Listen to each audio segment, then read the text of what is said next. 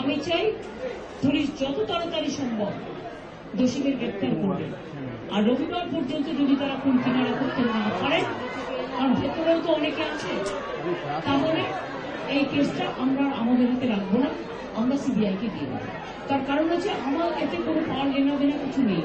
আমি প্রথম দিন থেকেই বলছি, কিন্তু ওদের সাকসেস রেট খুব কম। তাপসী মালিককে যখন খুন করে হত্যা করা হয়, ধর্ষণ করে, আজ পর্যন্ত বিচার হয় 21 শিবপুরে এটা হয়েছিল। নন্দীগ্রামে যখন 14 জন গুলিতে মারা যায় বা 10 জন হারিয়ে যায়, আজও তারা ফিরে আসেনি। এই কেসগুলো সিবিআই হাতে ছিল, রিজার্ভের কেসও ছিল, একটা কেসেরও বিচার হয়নি।